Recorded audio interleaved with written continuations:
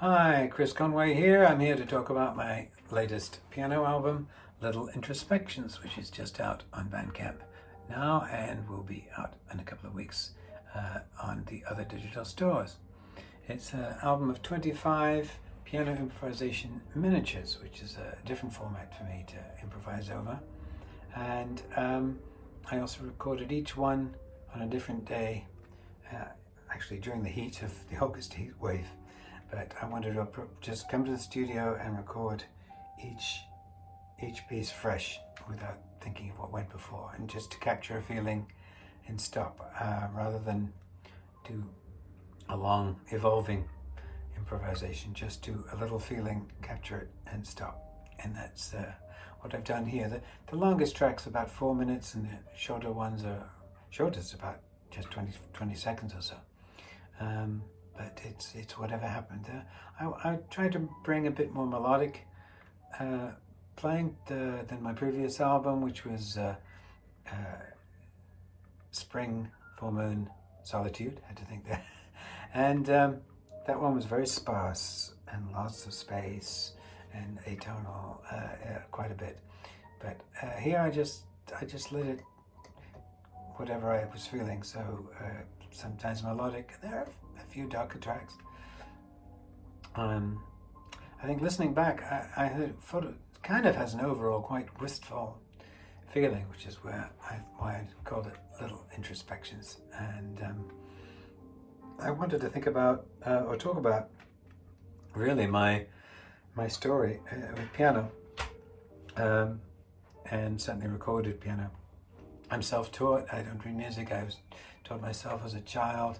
There was a piano in my bedroom, and we lived a mile away from the village where people, my friends were, and I just used to found shapes and chords, and then 4-note chords, 5-note chords, and I started recognizing those chords in pop songs that I was hearing at the time, and whatever, and I started picking out theme tunes from movies I was watching.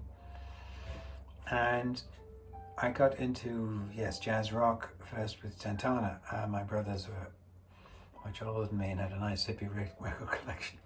The 70s years, the jazzy years, the middle 70s. Tom Costa was their keyboard player that influenced me a lot, and I learned a lot through that. There were a couple of books along the way that influenced me. There was one called Jazz Styles by Joachim Berendt, which was very good at describing how to listen to music and about the different music going on today, especially in Europe, which interested me more than American, say jazz and fusion, and taught me about modes and things like that, all in a very readable book, in a very non-technical book. What else? I also read a biography of the composer Alexander Scriabin, and I read that he had this mystic chord. And then the weird thing was, I had my own chord that I found, and I used it in everything. And I couldn't believe it when I read the book and I worked out the notes, because I couldn't do it by sight, and it was the same chord, so that was enough to actually send me on a series of recurring dreams that sort of was linking me to him. It was a very strange time, but it was fun looking back on it. And so after that, I got into two ways really, influenced by the ECM label style of European jazz, and pianists like, he's American, Steve Kuhn, but then Bubba Stenson and Rainer Bringhaus, British piano player John Taylor from Azimuth. Atmospheric, filmy music, I would describe it as, if you don't know it. The other side of my music went towards the avant-garde for improvising. So when I was in an improvising trio in my last year at school, and I was using structure and open spaces to have open improvised spaces in, and then at university I was just very influenced full on in free improvisation, and it was just lots of notes. I was used to help run a venue at the university, Old Coffee Bar Club, and I was the kind of resident mad pianist, as they called me, because I was stuff, scraping strings with rulers and all that. Anyway, I then got into various groups and bands after university. I had probably my first jazz band where I started to learn jazz tunes. From there, I think they were called Catch 11 briefly, and then I had my own trio, which eventually was called the Happy Landings Trio, and I was writing tunes.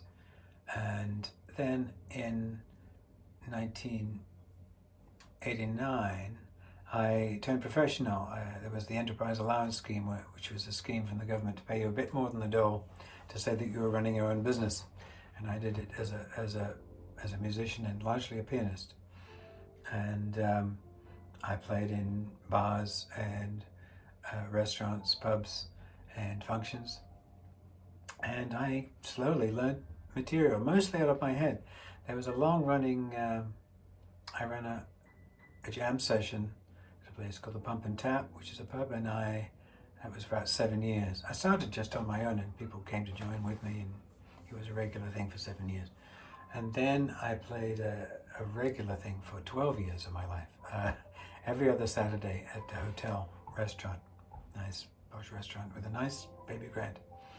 And I think I played almost 3-hour sessions there with about 10-minute break in the middle. And I evolved my set over time, really. I like to learn tunes I liked. Another influence I'd forgotten is that when I was a kid, about 8 years old, I discovered in Aloft an album of 1930s songs and dance hall tunes, the Ray Noble Orchestra and the vocals of Al Bowley. And I discovered these, and I didn't know what they were, but I found them in the loft, and I just remembered them.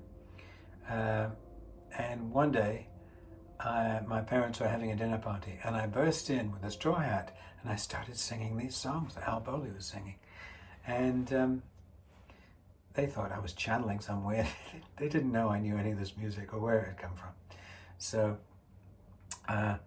yes, when I was learning tunes to play at the Belmont Hotel and others, I'd like to learn some of the film songs and songs from the 30s like that. And I could pick out quite a few of them by ear and such.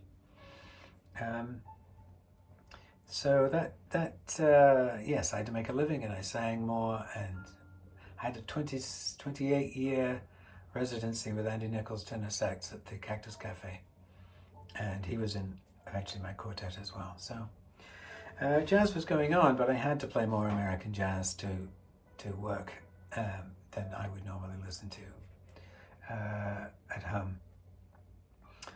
What I used to call it jazz I have to play what people think jazz is. Then after that, I joined a lot of ethnic groups. I was in a group called the Rain Garden, which was east-west with the sitar player Carl Pebbody, and we were very keen on doing world music and mixing it with jazz, and we played a lot of different instruments in that.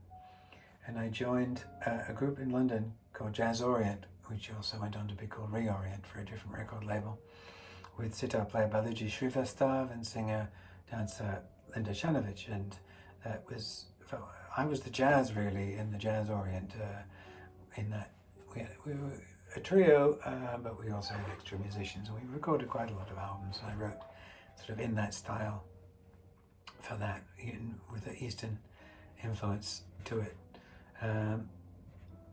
Since then, my groups slowly have waned as my colleagues retired, and I've been doing more and more solo piano work, recordings mostly, and I have been enjoying going back. I enjoyed going back to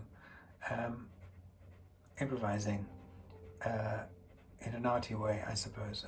Other influences come along, like Morton Feldman, the composer, lives this much more space, much slower.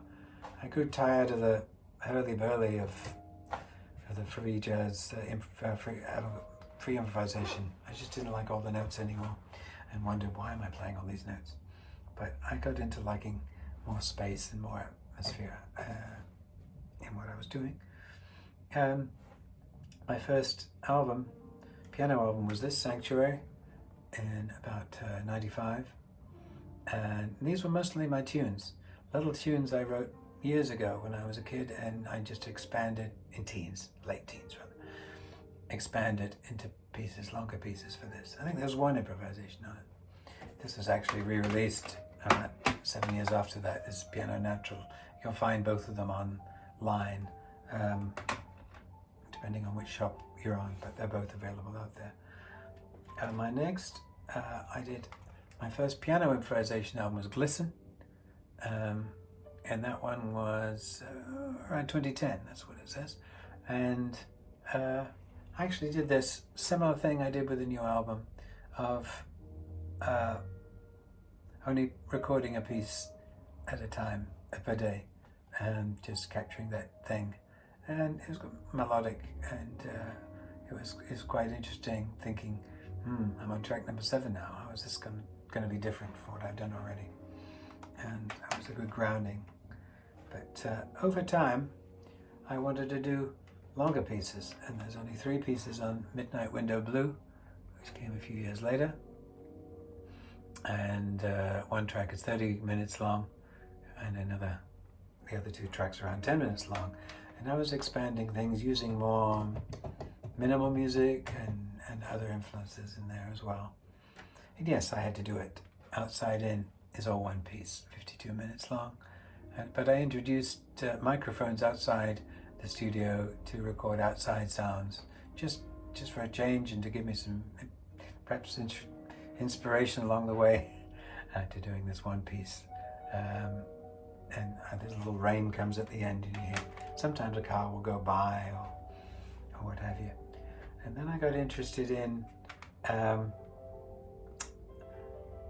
recording improvisation as a kind of ritual. And this was a full moon summer night stream, and it's all one piece, 58 and a half minutes. And I introduced just some singing bowl, Tibetan singing bowl, which I do at the beginning and at the end, and a little bit in the middle. And it's got a very powerful atmosphere, which really stayed with me for days after recording it. It's a very strong one for me to do. And spreading it, slowing it down, very slow music, and nighttime music, really. After that, I dispensed with having to do really long tracks or really spacious tracks or whatever. This is a very natural album called Nocturnes, and that was just to capture what I feel. My first track's called How Things Are, and that's how I just wanted to play whatever came to mind. And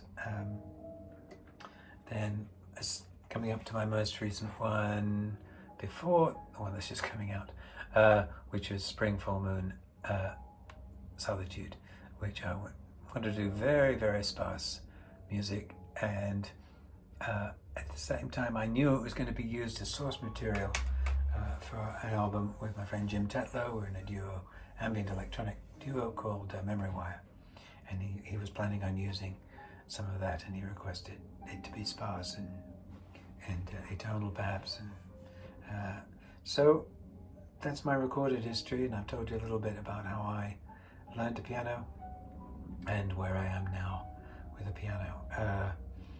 I enjoy recording at home. I'd like to do a bit more performing, solo piano improvising. Hopefully I'll set some up. I did do a little concert with 3 pianists, myself, Mike Soul, and Lee Spreadbury, called Pianorama, where we each did a solo improvisation, and then we all played 3 pianists together, not on the same piano. And that was fun, and we'll probably do that again. So anyway, I've rambled on long enough, but I hope you'll listen to my little introspections. If you're feeling a little introspective, then this might be for you. Thanks for listening to me ramble on. Thanks a lot. Bye-bye.